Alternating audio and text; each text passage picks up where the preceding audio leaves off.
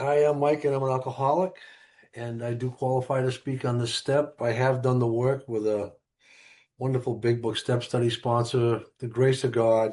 Um, I've made most of my amends, and I do live in the latter steps on a daily basis. Chris, thank you so much for asking me tonight. It's always an honor and a pleasure to speak at a Big Book Step Study meeting, uh, and anyone else who puts the meeting on. I know these Zoom meetings aren't the easiest thing to put on, and thank you for your efforts. You do a lot of good, and I appreciate all of it. Um, so, step one, powerlessness over alcohol and an unmanageable life. Um, you know, uh, I was I power. Did I admit powerlessness first, or unmanageability? I was a powerless guy. I knew that alcohol was my master, but I thought I could fake everybody out. Um, I did not think that I couldn't manage my life. I was a world-class manager of everything, I thought. And you know, I'm speaking here tonight. Um, you know, it's always such an honor. And Wednesday night is a big night for me. Back during the pandemic, a group of 7 or 8 of us guys formed a book group because we were just trying to find stuff to keep it alive because I can't be not on top of my game as it results to my recovery, my sobriety, and just my wellness. So we started a book club, and we started with Drop the Rock, typical thing, and 4 or 5 years later, I think we're on our 15th book. But when Chris called me, my first response is always, of course, um, I'll speak. Because often remember how I was when I came into that first Big Book Step Study meeting.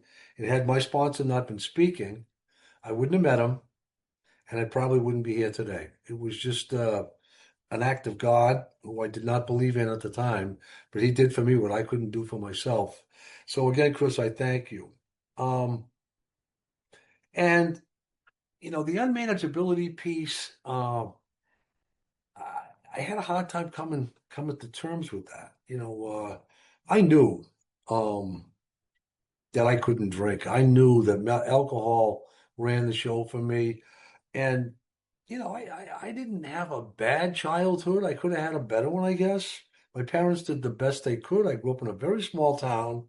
Um, I think it was 75 people in my high school graduating class, maybe 250 people in the whole school. Um, and I learned how to survive. My parents were married out of wedlock. I was the result of that. They came from different religions in that town, which was absolutely a no-no. One was Catholic, one was Protestant. And it made it hard. There's a lot of pressure in the house. The Catholic Church was a big part some days, and other days it wasn't.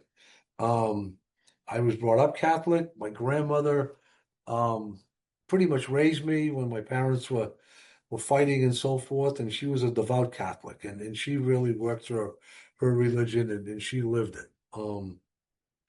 So the impressions that I built as a young boy caused me a lot of pain down the road. Um, I was in a lot of pain, and I didn't know what to do with it. So I found ways, defense mechanisms built around these impressions that I had built. I thought money was everything. If I had enough money in my pocket, because we didn't have a lot, it would solve everything. So I kind of went on this quest of just, chasing winning, money, and that would solve everything. So, long story short, I left the town around 17 years old, came up to Massachusetts to go to college, left the religion. I kept the religious thing going just to keep everybody off my back, but I didn't buy into any of it. Um, God to me was like Santa Claus. You want a new baseball glove? Pray to God. You want something? Pray to God. Pray to God. Pray to God. That was the answer. Sometimes it worked, sometimes it didn't. But as far as any spirituality, there was nothing there. And some of the books that I've read in this uh, book club, we read a lot of Emmett Fox, and the way he lays out spirituality and everything. And I know this is a big book, and I don't want to get off the track, but it's very similar to the way he had some influence, I think, over the big book and so forth. Um, and if I had been raised that way, I would have maybe come out different because the spiritual approach that I've been taught through the big book, Principles of AA, and other readings, this guy described it very differently. So I got up here, and I took my first drink in high school, but I didn't drink much. I didn't like it. But the night I took that drink, was the first time that had ever attained any real relief in my entire life of feeling like I belonged. And I don't want to sound corny, but that's how I felt that night that I went to that party. And I came up to Salem, and even I was on the hockey team, and I hung out with the hockey players, and they drank a lot of beer. I wasn't a drinking guy, and then they changed the drinking age, and I was allowed to go into bar rooms. I don't know what happened in the bar room, but everything tasted good to me. I couldn't sit in an apartment and drink beer, but I could go to a bar room and drink beer, and I still don't know why, but that got me running. So I continued to drink with success all through college, into my business career. Um, and I couldn't make a mistake. I was just on fire always. It was good. And I had a great time, and I love my alcohol, and I knew how to get my relief when I needed it. And was I alcoholic then? I don't know. I drank a lot. In college, I was the guy that was thinking at 11 o'clock on Saturday night. In those days, the package stores weren't open in Massachusetts, but they were in New Hampshire. And I'm telling, hey, we better get to New Hampshire tonight. We're not going to have beer tomorrow. So who's driving? I'll buy. And off we go. We go grab a case of beer for Sunday. That's just the way it was. So I think there was good signs of what was to come way back that early in my life. Uh, so,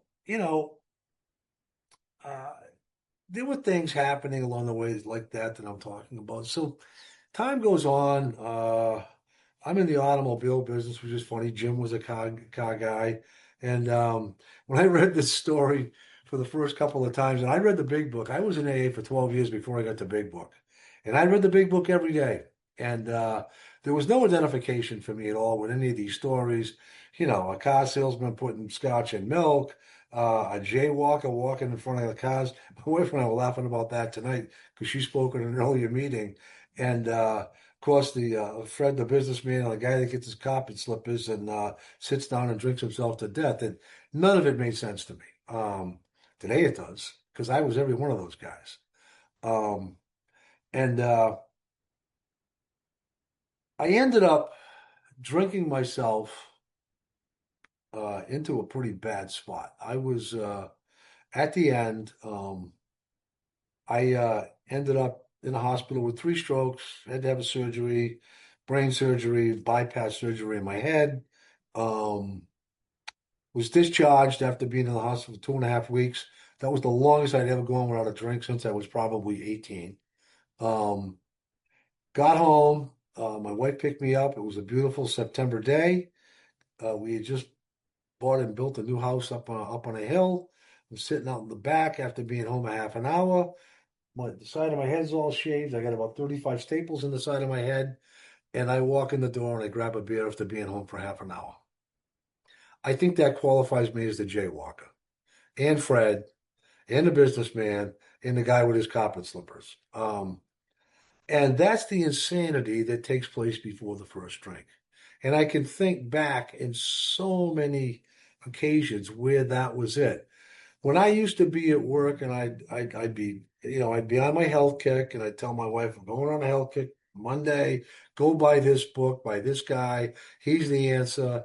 I'm going to read it. I'd read about the first 3 chapters, and by Wednesday I'd be, honey, uh, why don't you get downstairs and grab that bottle of whatever it was we were drinking at the time? Open it up. I just want to have a glass when I get home, and I, proceed to have 3 bottles of wine. Because once I took a drink, there was no control of it. So That's how it was for me. So the alcoholism I knew was there as far as the powerlessness over it, but I thought that's what I deserved and that's how I found my relief and that's the way I was going to live it. I had no choice and I had no control of it. And I can go on to say for me, when I made that decision to call my wife on whatever given day it was for her to open a bottle of wine, go pick up something. We always kept a lot of alcohol around the house, so it was never a problem. We always had it. And I thought because I had it and I didn't drink it every day, I was good. We know what lie that is. Um, but when I made that call or I made that decision, I was already drunk. I was totally relieved. The stress was off. My character at work would change. Everything was better. Um, so anyway, I come back from the hospital, drank. I proceeded to drink um, for about 2 more months, and I knew there was one night I drank myself into a pretty bad state of affairs, and scared the daylights out of my wife. She didn't know if I was having a stroke or if I was just really banged up from, sleeping pills, wine, and marijuana. Good combo. And So I remember how scared she was when I could barely remember being awake. I get up the next day and I called a friend of mine who I played hockey with, who just celebrated his 40th year, I think last Saturday. And we had run marathons together after college. He's the only guy I stayed in contact with from that hockey team that I played on 4 years, um, consistently. And he said, go to a meeting, pick up a big book, come home, read the doctor's opinion. And that was the first relief I ever got, and the first time I think I had a bit of a psychic change because I never heard anybody call it a disease before, as simple as that sounds. And that all made sense to me. So I jump into AA and I start my journey. And you would think, as a result of the surgery, the strokes, all the medications I took, and everything like that, uh, they didn't know if I was going to be able to read, write, walk, talk, or whistle. It was just a simple how my body responded to the surgery and so forth. Fortunately enough, everything kind of came back. Um, but that was not my low point. So I go to AA. I put 7 years together of not drinking. And that was good, but it wasn't good enough. I was out in Vegas at a meeting and I had no defense against a drink. Um, and, like Fred said, he was uh, on business many times, and I was in meetings all over the place most of the time uh, throughout the course of the year. But this particular time, there was my friends were out there. I was with my wife. There was a big party. I'm a pretty big cyclist. Cannondale had a big party. I knew all the reps from Cannondale. I walked into that party, and I knew before I walked in, I was drinking. I had to drink before, like that feeling. I had already made the decision. I went in to drink, and I did. Went another 6 years, drank again. Drank a half a bottle of scotch because I was just ready to pop. I had a lot of things falling apart now that sober, that I couldn't manage anymore. So the manageability piece started to take hold, and I couldn't control, manage, push around, or anything like that. So I bought a bottle of scotch. I drank half of it. It did not shut the head down. I was drunk from here down. And that's a scary thought because my next thought was go down and see somebody in Lawrence, fill up a needle and stick it in my arm because I was out of choices. I went to a meeting down in a neighboring town called Topsfield, and this woman she said, "Why don't you try Big Book Step Study, Michael?" And that's when I went up to Newburyport that night, and I heard my sponsor speak. I heard a message that made sense to me, and I couldn't speak at this meeting, um, and it didn't bother me because I had nothing to say anymore. I was out of gas. I was out of stamps. Um, I could not pay admission to anything. I was not showing up for life, and life meant nothing to me anymore. And I started my journey. and I sat there and we spent a lot of time on step one, spiritual principle honesty. And I was very honest with all of you, but I lied to myself every minute of every day. And that was the person that I had to forgive, first of all, and not lie to.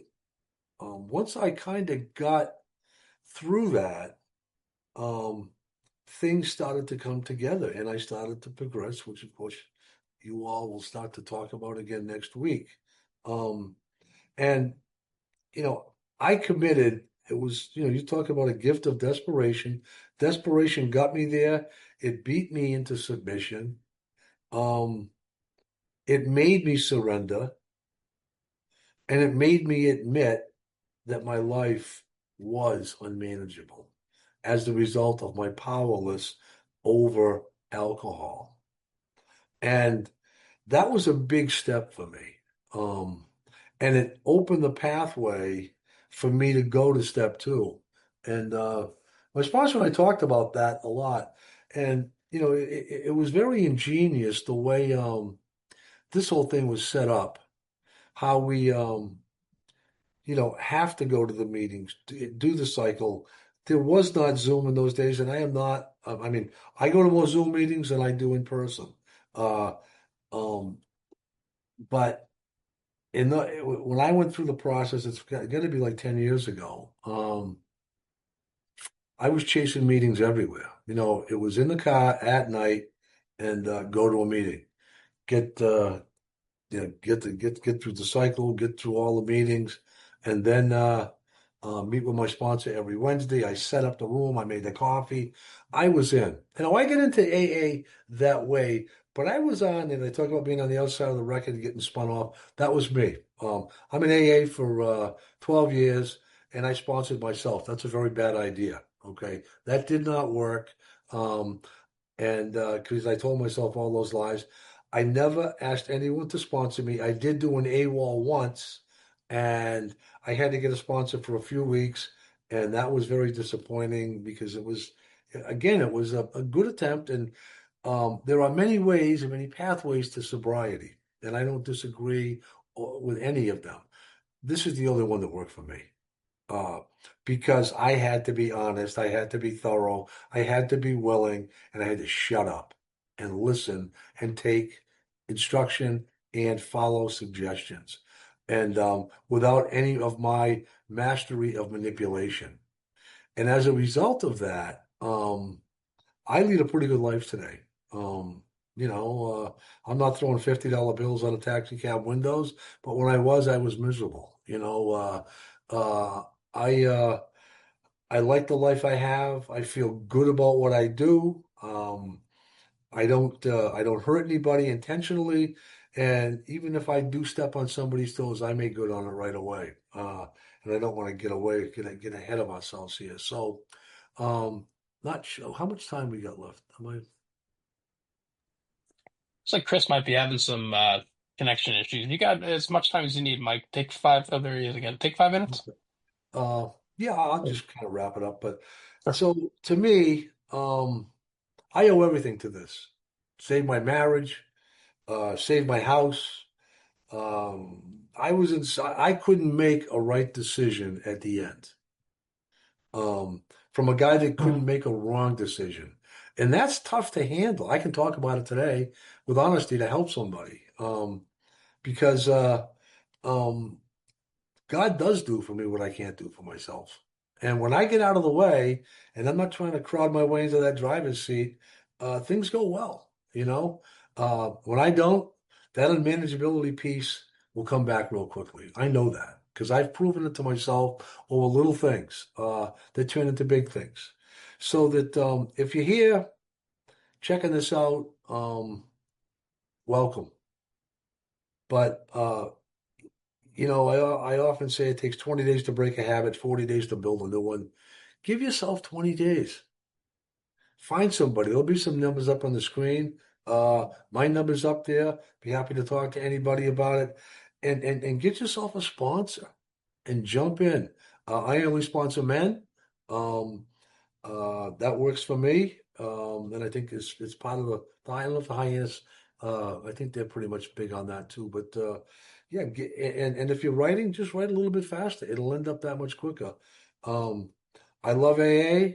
I love Big Book Step Study, and I thank you all for listening. And Chris, thank you for having me. Thank you. Bye bye.